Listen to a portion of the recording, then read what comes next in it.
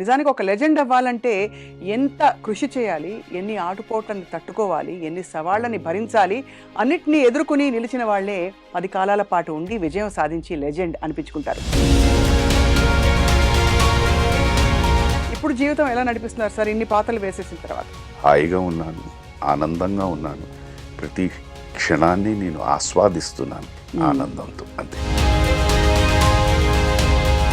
కానీ ఇంత మంచి మనసు సార్, అందరినీ అర్థం చేసుకునే తత్వం, చాలా ఒదిగిపోయి ఉండే మీ ఒక విధమైన మనస్తత్వం, అది ఎలా అలవర్చుకున్నారు విత్ టైం?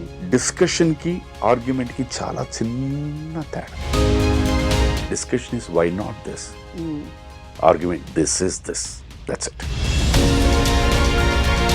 ఇంటెన్స్ పర్సన్ మీరు, చాలా లైట్ హార్టెడ్ పర్సన్ బాలు గారు. మీ ఇద్దరు కాంబినేషన్ గుడ్ టైం కూర్చుని మాట్లాడుకున్నప్పుడు.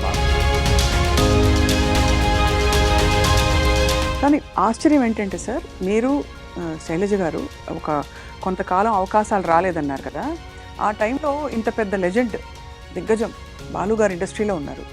చాలామందికి వచ్చే ప్రశ్న ఇది, వారు ఒక 2 మాటలు చెప్పేస్తే అయిపోతుంది కదా.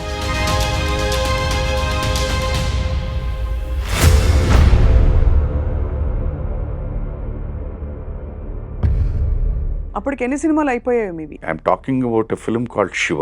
దాని తర్వాత జరిగింది. ఒక్కసారి చేయి జాచితే అది అలవాటు, అది జబ్బు, అది disease, like any other disease.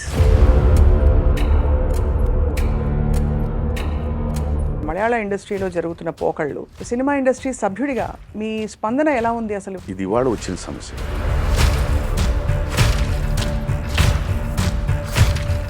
ఒక స్త్రీ పురుషుడు ఉన్న ప్రతి చోట ఎక్కడా కూడా ఇలాంటి ఎక్స్‌ప్లాయిటేషన్ ఉంటుందంటారా సార్? మాకు ఫ్రీడమ్ కావాలి, మాకు ఇది కావాలి, మాకు ఇది ఇది ఇది కాదు. First curtail your self.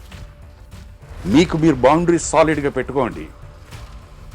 Live in that, no one can touch you. అవన్నీ వదిలేసి వాడు ఇది చేశాడు, వీడి ఇది చేశాడు, నాన్సెన్స్ ఇస్ దిస్. సృష్టిలో ఒక టచ్చే ఉంది.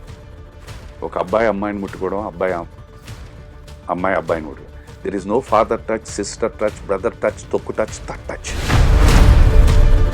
ఫ్రీక్ ఇన్సిడెంట్స్ విన్నావు sir? I don't know, big names. ఇప్పుడు వాళ్ళ అమాంతం వచ్చి వెనక నుంచి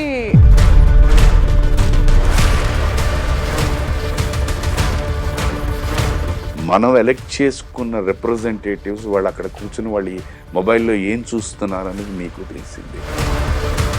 ఒక elected representative sitting in the legislative. Very very powerful insight. That's how I live.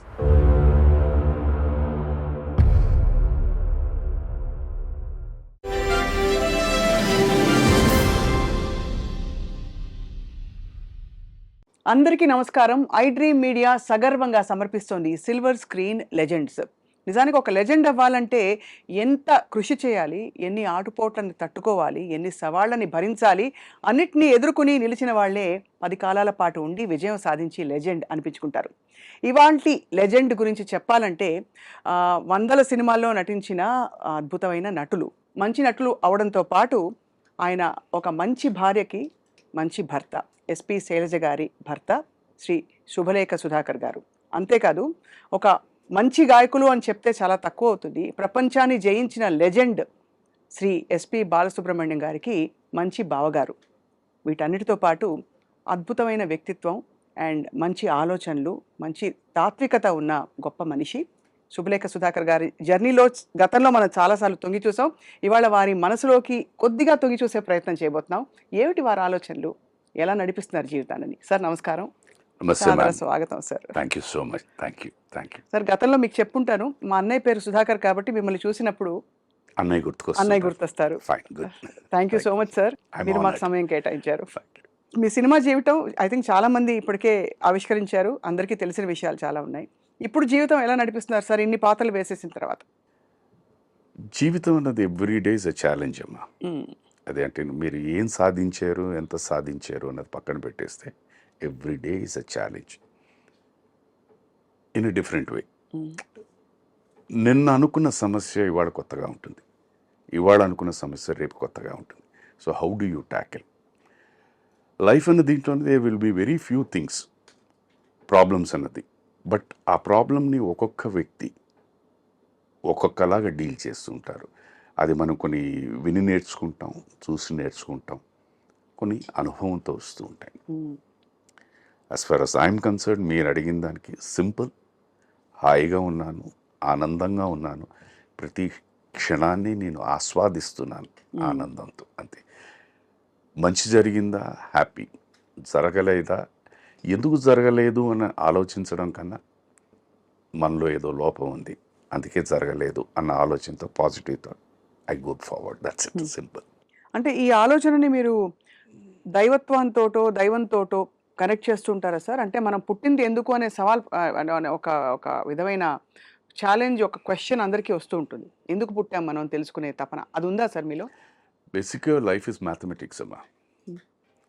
మీకు స్కూల్స్ అండ్ కాలేజెస్లో కూడా ఎప్పుడు ఎక్స్కి ఆన్సర్ ఇస్తారు, and they will ask you to find out why. That is life. X అంటే మీరు ఎవరు అని తెలుసు, నేను ఎవరు, సుధాకర్, ఇలా సూరావజ్జల కృష్ణారావు గారు, సూరావజ్జల సూర్యకాంతం గారు అబ్బాయి, దట్ ఈస్ ఎక్స్. అక్కడి నుంచి వై, వాట్ ఈస్ ఈ అన్నది you have to prove yourself, that is life. You choose, some choose ఇదే like acting as a career, anchoring as a career, singing as a career, sports as a career, business as a career, ఇలాగనమాట. But sir, కెరియర్గా చూస్తే career మనకి కొంతవరకు అన్నం పెట్టడానికి, మనం బ్రతకడానికి కావాల్సిన ఒక మాధ్యమం. అది తీరిపోయాక what does it mean to you to be on screen? మనిషి సృష్టిలో అందుకనే భగవంతుడు అన్నవాడు, నమ్మిన వాళ్ళు ఉన్నారు, నమ్మని వాళ్ళు, నమ్మిన వాళ్ళు అయితేను మీకు అందుకే ఆశ అనేది ఒకటి పెట్టాడు. అది ప్రతి మనిషిలో ఉంటుంది. That is what keeps driving you. Simple thing, చిన్నప్పటి నుంచి మనం పెరిగి లైఫ్లో ఇలాగ అవుదాం అనుకుంటున్నాం. ఒక మేనేజర్ అనుకుందాం అనుకోండి. ఆ మేనేజర్ నుంచి you want to become a branch manager, from branch manager to AGM to general manager. This is what makes you work, అవును, మేక్స్ యూ థింక్. అలాగే ఇంకా సింపుల్గా చెప్దామంటే, ఒక బైక్ కొనుక్కుంటారు, దాని తర్వాత ఈ బైక్ కాదు ఇది కావాలనుకుంటారు, దానికి తప్పిస్తారు. ఇవన్నీ కాకుండా కారు అనుకుంటారు, ఈ కారు కాదు ఆ కారు. సో ఎవ్రీ జాయింట్లో మీరు అనుకున్నది సాధిస్తూ ఉన్నా ఇంకా ఇంకా ఇంకా ఇంకా అదే మనిషి. అది ఉందా సార్ మీకు? 100%. అంటే నేను I still live in this materialistic world అమ్మా. నాకు ఆశలు ఉన్నాయి, కోరికలు ఉన్నాయి, సాధించాలనే తపన ఉంది, దానికి కృషి చేస్తాను, అవన్నీ ఉన్నాయి నాలో, నో డౌట్ అబౌట్ ఇట్. తపన పడతాను, వర్క్ చేస్తాను, వచ్చిందా ఆనందిస్తాను, రాలేదా బాధపడను. అంటే నాలో ఏదో లోపం ఉంది అని అనుకుంటాను, అంతే, దట్స్ ఇట్. కానీ ఇంత మంచి మనసు సార్, అందరినీ అర్థం చేసుకునే తత్వం, చాలా ఒదిగిపోయి ఉండే మీ ఒక విధమైన మనస్తత్వం, అది ఎలా అలవర్చుకున్నారు విత్ టైం? మొదటి నుంచి ఉందా సార్ అలా, లేకపోతే అది పెంపకంలో వచ్చింది, కొన్ని వస్తాయి, తర్వాత జీవితం చాలా నేర్పించేస్తుందమ్మా. ఇప్పుడు నేను సినిమాకని అప్పుడు మద్రాసు వెళ్ళాను.